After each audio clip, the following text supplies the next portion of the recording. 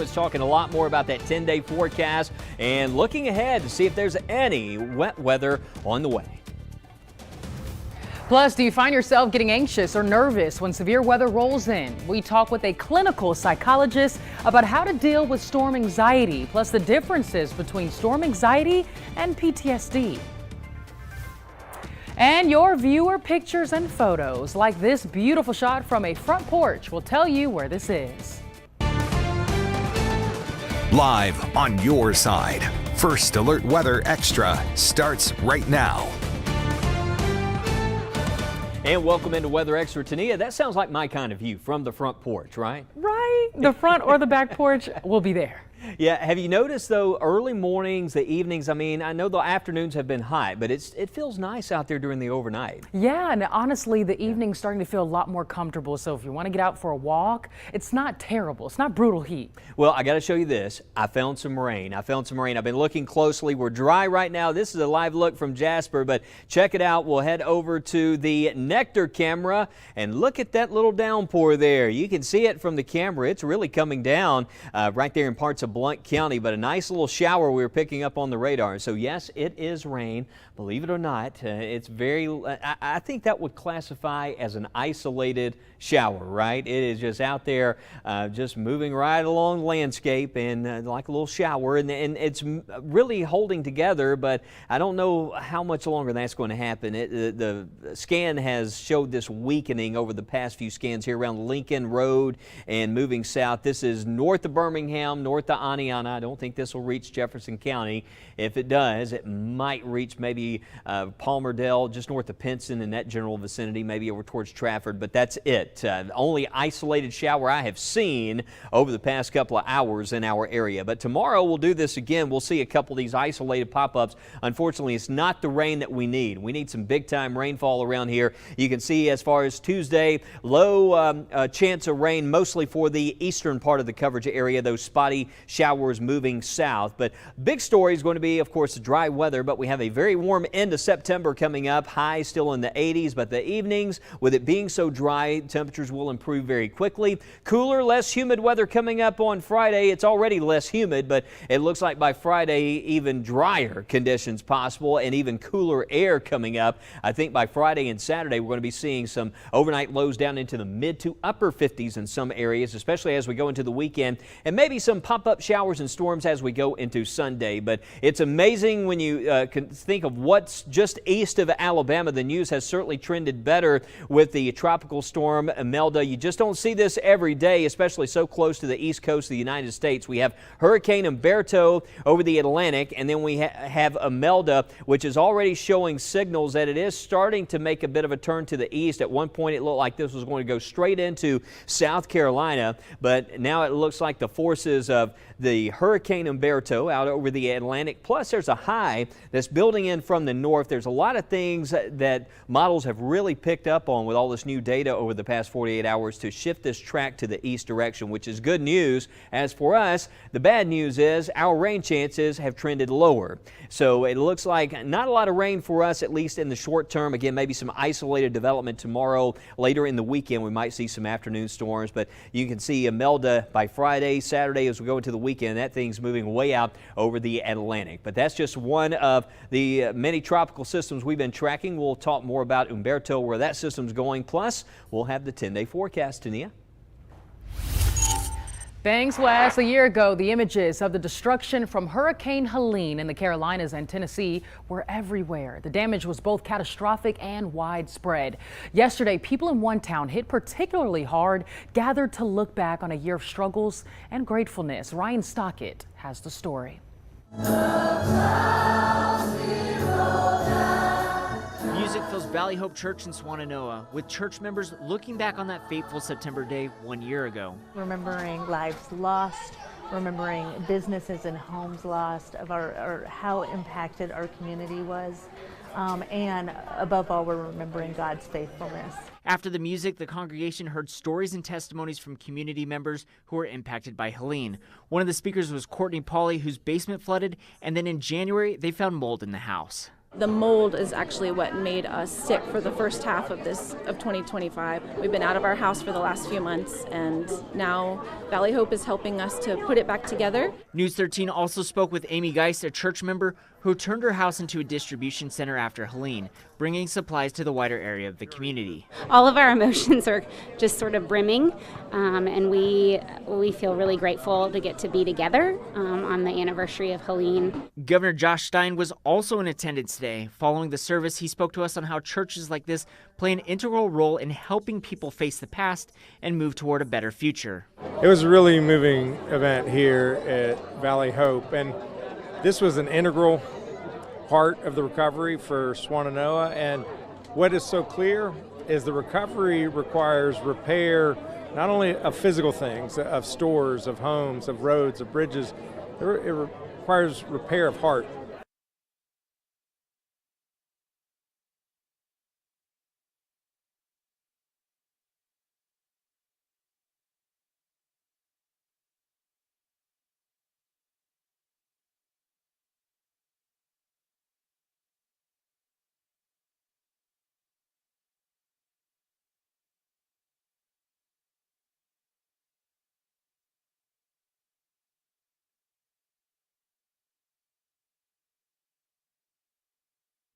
All right, our weather watchers checking in with some current conditions over the past couple of hours. We saw some low 80s at Talladega, Cordova, Jennifer McAfee, Joseph Williamson. Not too bad. 81 Oxford, Jerry Peak, Mike Stevens there in Helena reporting 86 degrees. I know it's extra dusty in parts of Shelby County. We need the rain. There's that one tiny shower that's not far from Aniana, but the rest of the map, it is all dry at this time. So if you're about to head out and about, we'll go over to radar. Let's just check that little area of rain out and see if it's holding together.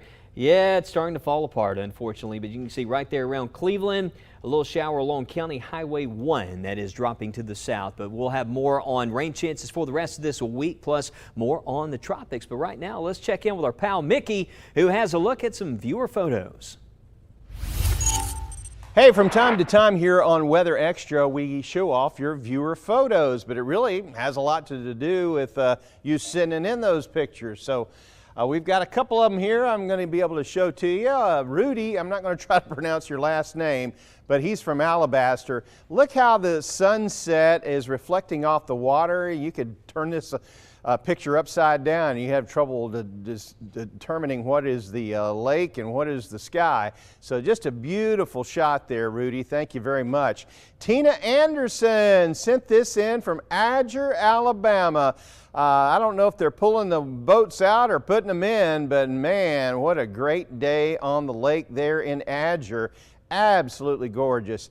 I got a couple of more. This looks like a sunset or a sunrise from Glenn Smith in Vance, Alabama, and just how it lights up the sky, just gives it that glow.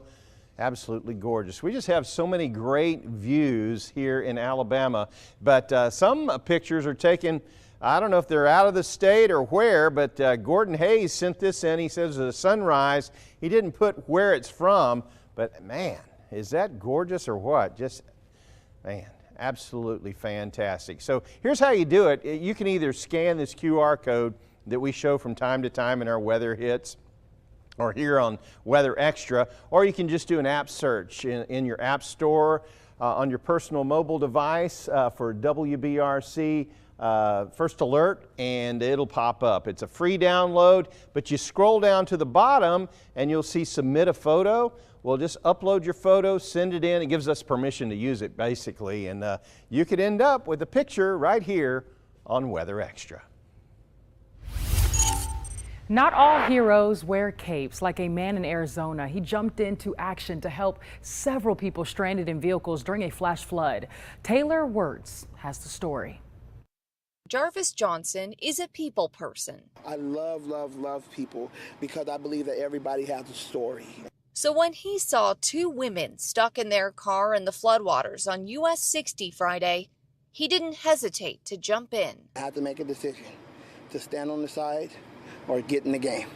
And so I got in the game. Johnson was on the way home from his hospital, where his wife had just given birth to the couple's newborn son, to go see their other kids when his car stalled in the water. I have never seen water like that before. And while he waited for AAA to show, he heard an urgent cry for help. This lady was sticking her head out the window. On the other side, she stuck her whole body out the window, and she was like, help us, help us.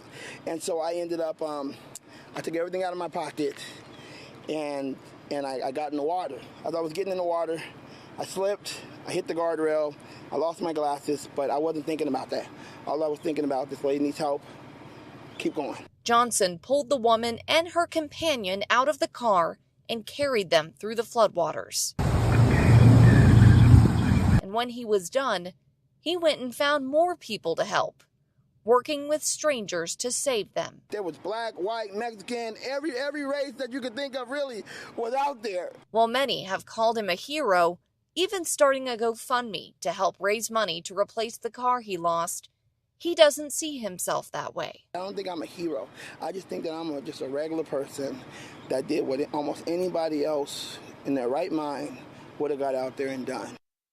Explore the wonders of weather with Weather in the Classroom. Scan the QR code now to help your kids soar to new heights with Soar with 6.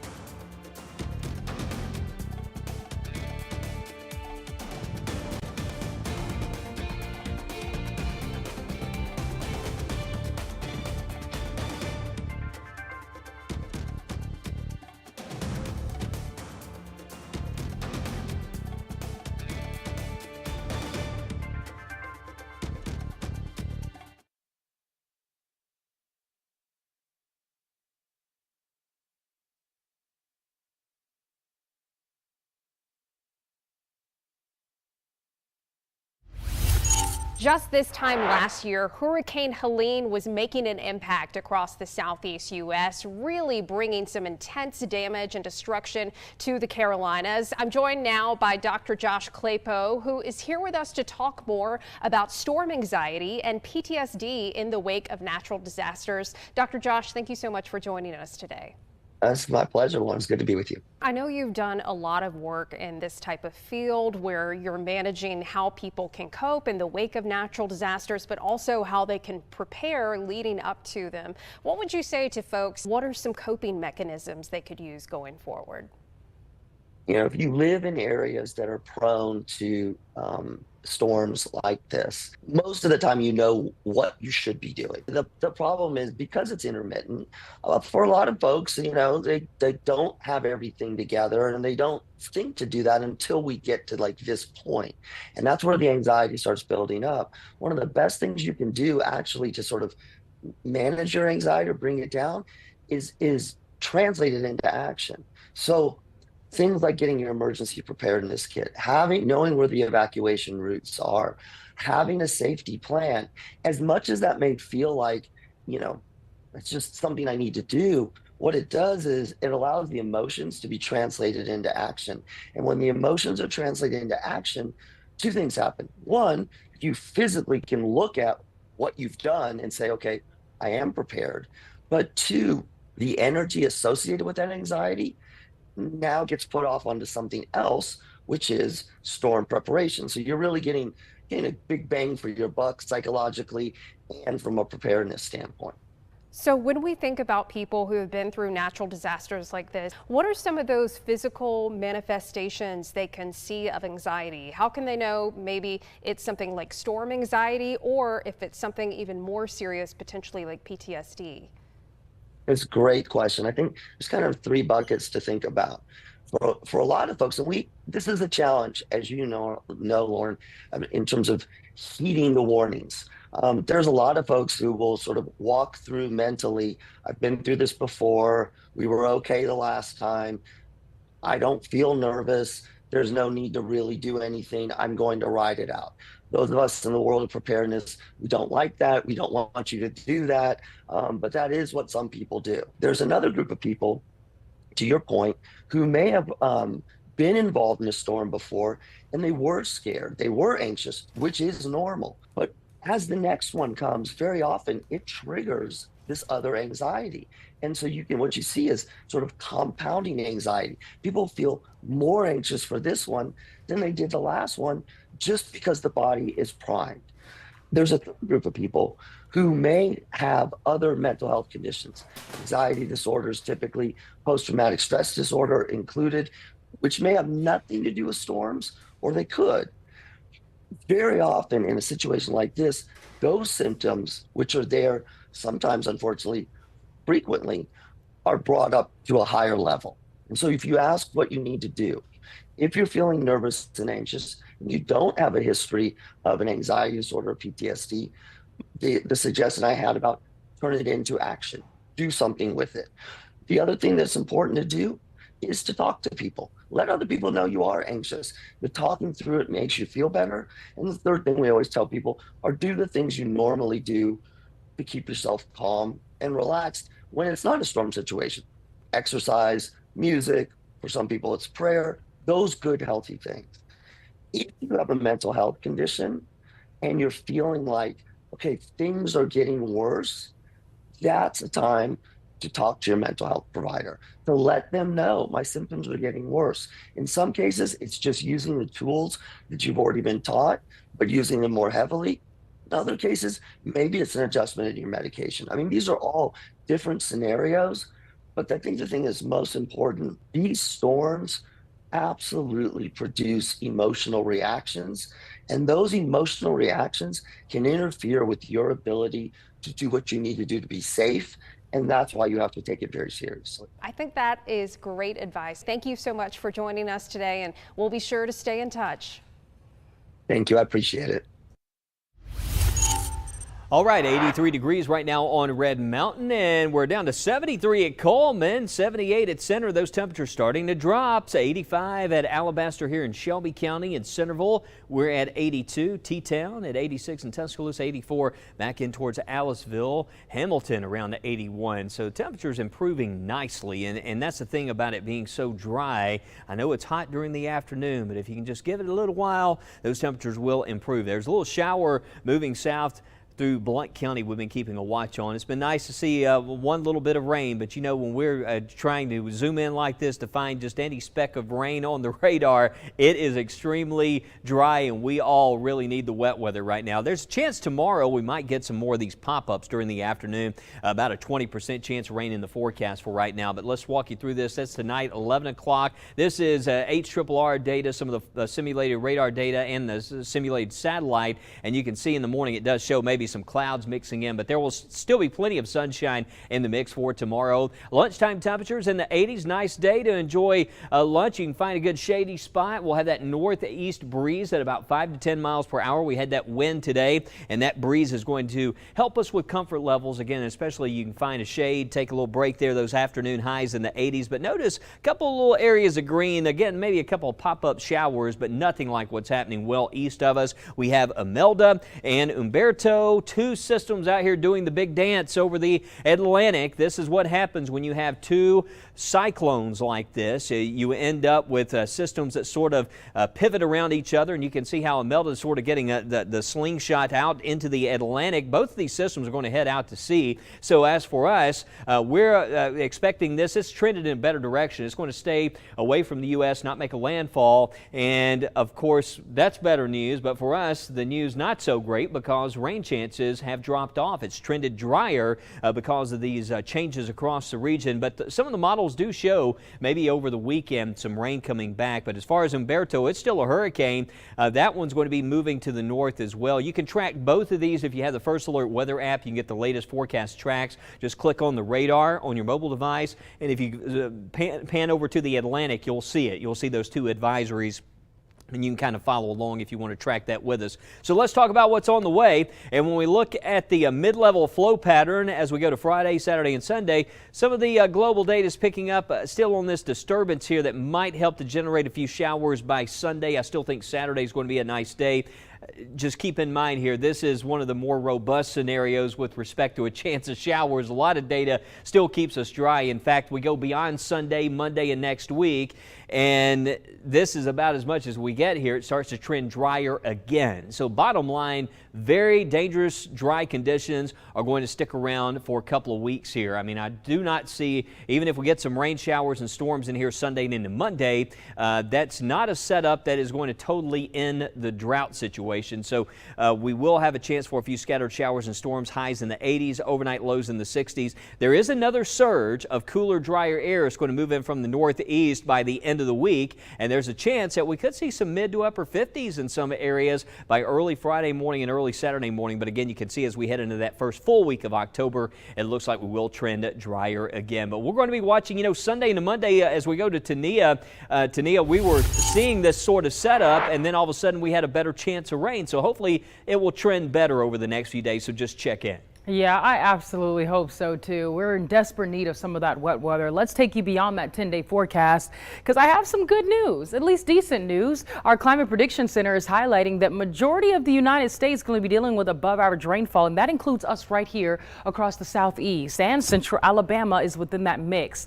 Now, does that mean washout that can eliminate the drought completely? Absolutely not. But between October 5th through October 9th, we'll be seeing more rainfall than average than we typically see at this time of the year. As far as temperatures go, we're still going to be pretty hot with more above average heat in the forecast across much of the East Coast and the southeast, central Alabama dealing with above average heat October 5th through October 9th. So yes, more warm afternoons in the 80s. I definitely think so. Make sure you're staying hydrated, wearing that sunscreen, and taking plenty of breaks. But again, the afternoons might be hot, but the early mornings are quite comfortable, and so are the late evenings. We'll talk more about that beyond the 10-day forecast again tomorrow. But for now, we'll send you to your break. Don't go anywhere. We'll be right back. You're watching WBRC 6 News, Alabama Broadcasters Association's Station of the Year.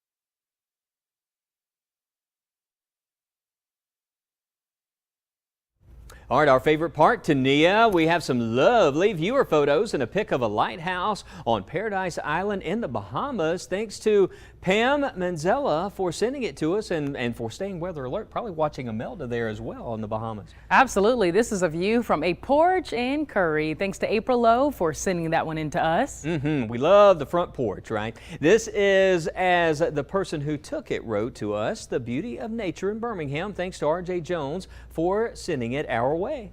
And another one, Renee Roberts sent this one in, captured on a recent walk that she took. Sky's just on fire there. It right? sure is. Send us your pictures, download the WBRC First Alert Weather app, and of course tune in tonight for more forecast updates. See you tonight.